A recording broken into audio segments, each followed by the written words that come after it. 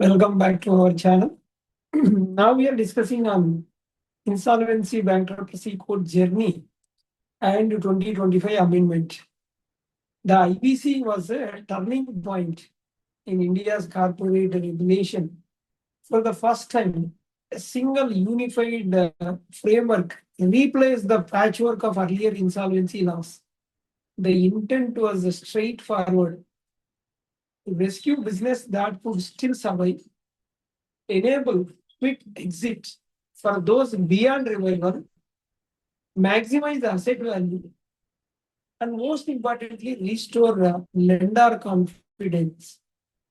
But the journey from paper to practice was not smooth.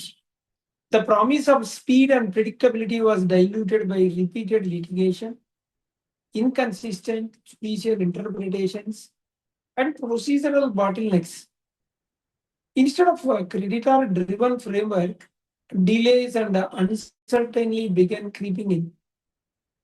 So, recognizing this drift, the Finance Minister Nirmala Sitharaman introduced the Insolvency and Bankruptcy Code Amendment Bill 2025 on 12th August 2025 in Parliament.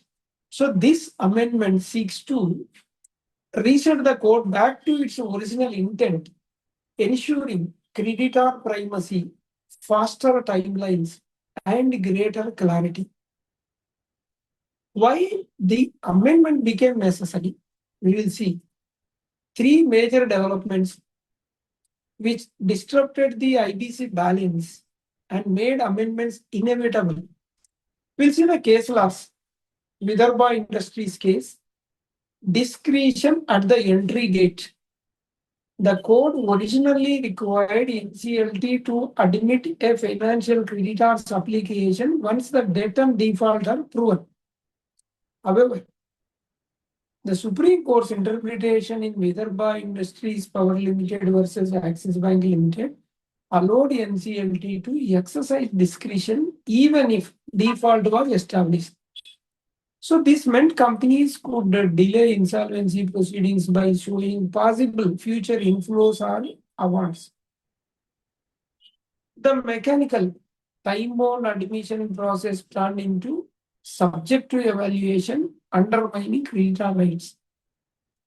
Another case, Rainbow Paper case, upsetting the waterfall.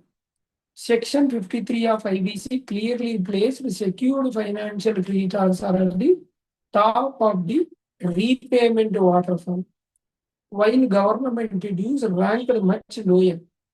But in the State Tax Officer versus Rainbow Paper Limited, the Supreme Court ruled that the government tax claims could be treated as secured if state laws created a first charge.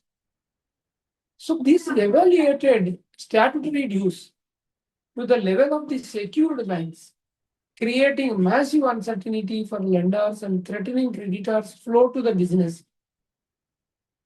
And another case, Videocon group insolvency, no framework for group resolution.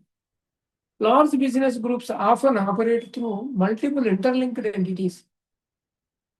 In the Videocon case, NCLT had to consolidate 13 companies under one process for resolution to work. So while practical, this was done without statutory backing, exposing the absence of framework for group insolvency. So this legal vacuum raised concerns for investors and buyers about the predictability of the outcomes. 2025 amendment, this is like a surgical fix. The new amendment is not incremental, it is sharply focused on correcting the disruptions and plugging loopholes. Number one, the mandatory admission for financial creditors.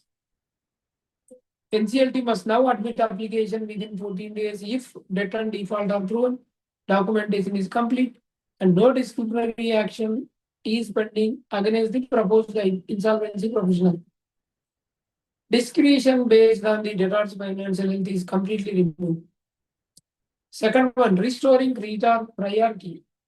Only voluntary contractual security is recognized as a security interest. Statutory dues, like taxes, no longer enjoy security status.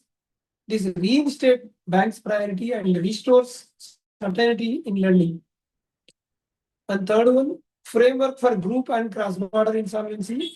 Formal provisions are introduced for joint resolution of group companies, allowing holistic restructuring and value preservation.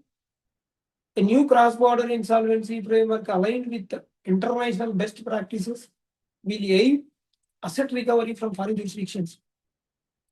Strengthening procedural discipline. Case withdrawal once admitted. Cases can't be withdrawn casually after committee of creditors COC is formed. 90% approval is required for withdrawal. Liquidation timelines, yes, must be completed in 180 days, extendable only once for 90 days. Look back period extended.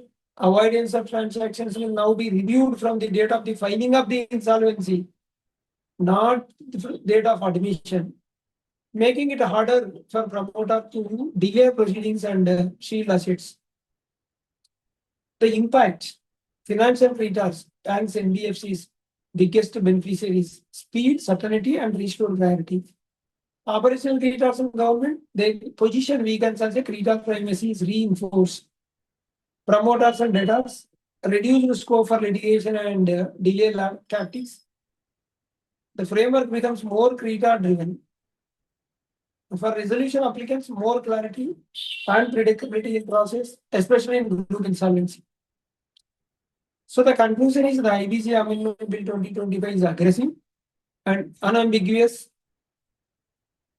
It is firmly tilts the code back in favor of creditors, ensuring faster, cleaner, and more predictable resolutions.